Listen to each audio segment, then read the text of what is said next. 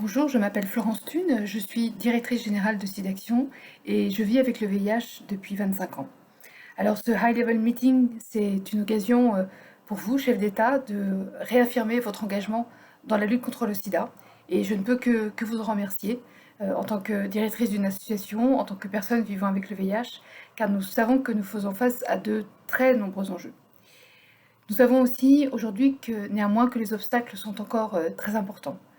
De mon côté, je vis avec le VIH depuis donc toutes ces années, depuis 25 ans, et j'ai pu avoir accès à des traitements qui ont permis de me maintenir en vie.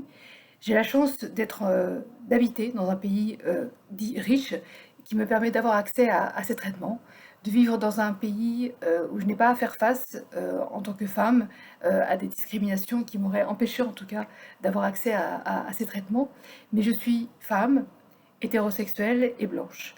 Et je sais aussi que en ayant cette identité, beaucoup d'obstacles sont levés.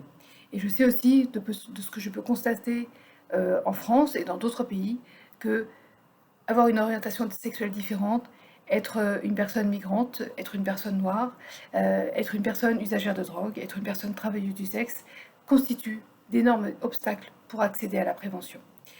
Et vous, en tant que chef d'État, qui avez participé à ce high-level meeting, qui de nouveau vous êtes engagé à vous investir et à investir votre pays, votre gouvernement dans la lutte contre le sida, vous devez savoir que finalement, ces efforts risquent d'être vains si on ne peut pas, on n'est pas en mesure, si les gouvernements ne sont pas en mesure de lever les obstacles qui empêchent un trop grand nombre de personnes d'avoir accès aux soins et à la prévention. Nous sommes certains, nous le savons par expérience, en tant qu'acteurs de la société civile, que pour mettre fin à l'épidémie de VIH pour 2030, nous savons que nous allons devoir lever tous ces obstacles. Nous savons qu'il y a encore trop de lois encore qui pénalisent les personnes vivant avec les VIH, les personnes usagères de drogue, les personnes homosexuelles, qui font aussi reculer parfois le droit des femmes dans de nombreux pays. Et nous savons que l'ensemble de ces obstacles nous empêchera, au niveau mondial, de mettre fin à cette épidémie. Il est aujourd'hui nécessaire de réaffirmer son engagement, mais il est aussi nécessaire de prendre des actes, de mener des actions, des activités qui permettront à l'ensemble des personnes qui ont besoin d'avoir accès aux soins, qui ont besoin d'avoir accès à la prévention, de pouvoir vraiment, réellement y accéder. Sans cela, ces high-level meetings ne serviront malheureusement à rien et nous pourrons renouveler ce même meeting dans 5 ans ou dans 10 ans. Nous serons toujours dans la même situation, c'est-à-dire des chiffres encore beaucoup trop hauts en termes épidémiques, sur les nouvelles infections, sur le nombre de décès, sur les personnes qui n'ont pas accès aux soins. Et nous semble vraiment primordial, essentiel, de pouvoir mettre en avant ces populations dans les différents pays, et dans les pays riches et dans les pays à plus faible revenu, de pouvoir mettre en avant ces populations pour qu'elles puissent elles-mêmes aussi mener ces actions en faveur de leur communauté. Et ça, c'est un point essentiel. On doit pouvoir mieux financer, les gouvernements et les acteurs publics doivent devoir plus et de manière plus efficace financer par exemple les acteurs communautaires, car nous savons que ces acteurs communautaires, et ça a été démontré à de nombreuses reprises, sont des éléments clés, des acteurs clés dans la prise en charge du VIH, dans la lutte aussi contre les épidémies de manière générale. Et nous l'avons vu là cette année avec la Covid-19. Nous avons vu à quel point ces acteurs communautaires au plus proche des populations ont développé leur savoir-faire, ont développé leurs compétences pour pouvoir mettre à profit ces compétences pour aller au-devant des populations, pour faire aussi de la prévention contre la Covid. Les acteurs aujourd'hui communautaires, les acteurs associatifs ont lutté contre 2 virus à la fois. Et ces acteurs ont démontré leurs compétences et leur efficacité sur le terrain. Aujourd'hui, on a consacré énormément d'argent et c'était justifié à la lutte contre la Covid.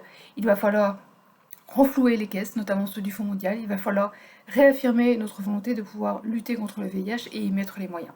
Il va falloir continuer à financer la recherche parce que la recherche scientifique va avoir besoin de continuer à pouvoir travailler, à mener ses travaux sur les questions scientifiques liées au VIH, mais aussi faire face à ces virus émergents. Et nous savons que cette épidémie, celle que nous venons de vivre depuis 1 an, n'est pas la dernière. Et l'épidémie que nous vivons depuis 40 ans maintenant est toujours là. Et nous allons devoir vraiment déployer nos moyens. Déployer tous les moyens qui seront nécessaires à lutter contre cette épidémie. Alors je le répète vraiment de manière très très très ferme, nous devons être attentifs aujourd'hui à ne pas faire reculer les droits humains. Parce que c'est ce qui se passe dans de nombreux pays, y compris en France, où les personnes migrantes, les personnes usagères de drogue, les personnes travailleuses du sexe sont de plus en plus confrontées à des situations qui ne permettent pas de répondre à leurs besoins, qui les mettent en danger, qui les empêchent d'avoir accès à la santé. Et nous devons tous nous regarder nos pays, regarder nos pratiques, pour mettre vraiment un jour fin à cette épidémie de VIH.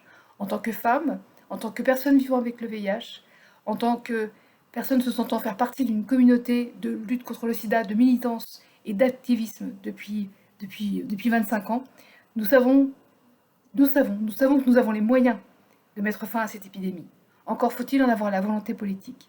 Et c'est à vous, en tant que chef d'État, que je le demande, d'avoir cette volonté politique dans vos pays respectifs, pour les autres pays, de faire fonctionner aussi cette solidarité dont on parle depuis un an, de faire en sorte aussi de pouvoir, par exemple, lever des brevets, de pouvoir lever les obstacles qui sont liés à la propriété intellectuelle, pour être sûr que nous puissions avoir un accès à la santé pour tous, ce fameux accès universel, que ce soit pour le VIH ou pour d'autres pathologies.